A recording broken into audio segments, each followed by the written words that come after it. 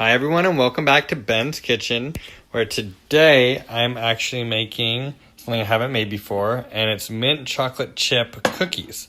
So instead of using all chocolate chips in it, I'm actually going to chop up these Andes mints, which I love, and I'm going to use about 2/3 of these and 1/3 of semi-sweet chocolate chips. And the option was to food color it or not, and I don't have any food coloring, green food coloring obviously, so I'm just going to keep it as is. They may look a little weird and not very mint chocolatey, but they will taste mint chocolatey for sure. And so the first step here is just to cream this sugar and butter together. So while that's creaming together all nicely, I'm going to take you over here, and I have the Andes mints, which I have started to chop up into nice little pieces. And these are just going to go into a bowl with the chocolate chips here. Yeah, not too exciting. Don't really know why I showed you that. But look at that stack of Andes mints. Making it rain. Alright, bye. So now that that is all nice and creamed and lightened in color, I'm going to add in this, which is 2 eggs and 1 egg yolk, and about 1.25 teaspoons of peppermint extract. And that's what will give it its minty flavor, obviously.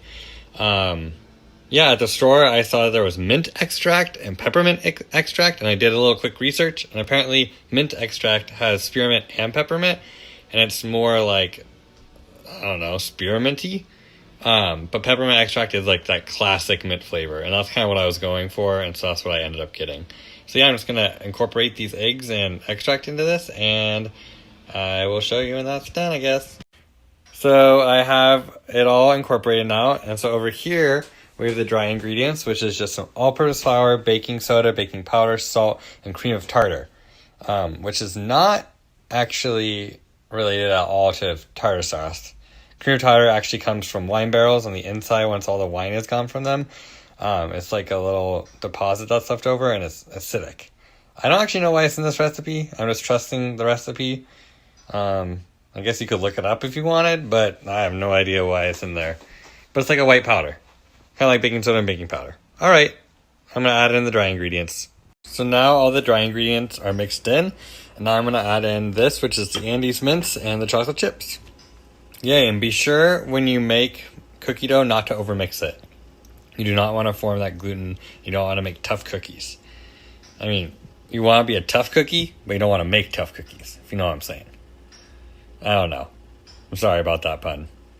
Okay, gonna add in the stuff. Alright, so here it is all mixed up, and now I've put it in a different bowl, and I put plastic wrap on it, as you can see. I don't know why I'm telling you that.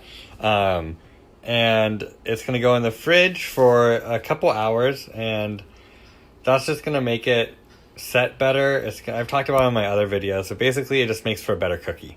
And you can do this for up to 36 hours, and you can also freeze cookie dough really, really well. So you can make a huge batch of cookie dough and freeze it and then thaw it out whenever you want cookies.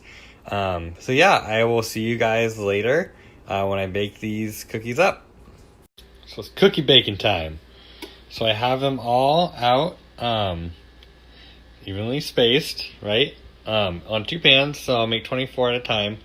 And this is about how much dough I have left. And yeah, so these will go in for about 10 minutes, maybe 8 minutes between them. I'll start checking at 8. So here they are out of the oven, and now I'm going to put some of these on top just to make them look a little prettier. Actually, I abandoned that idea because it doesn't look that good, as you can see with those two. So yeah, I'm just going to leave it as is. Wow, look at those. Look at the Andes mints. Yum. Cool. So I'm going to let these cool for a little bit, and I'm going to do the next step for them, which you'll see. So I have the cookies here now on a cooling rack on top of this, and that's because I'm going to melt these down, and I'm going to drizzle them on top of the cookies. This was an idea from Justin. Thanks, Justin. Good idea. Alright, so I've now melted down these, and I'm going to drizzle them on here, and I'll show you when it's all done. Alright, so they're all finished, and I only had enough to do these 12, but that's okay. They look really good, actually. I mean, I messed up a few times. I don't do this very often, so that's okay. Yeah, wow. So, yeah, I don't know what else I have to show you, but I don't want to say goodbye yet. But I might. I don't know. Let me think about it. Okay. Alright, this will be the last one. So here it is. Here are the two, the one with the chocolate and the one without the chocolate. Yeah, and I don't have it. Justin actually has some mint ice cream, so we might see about making some ice cream sandwiches with these later. If he lets me use his ice cream. We'll see about that.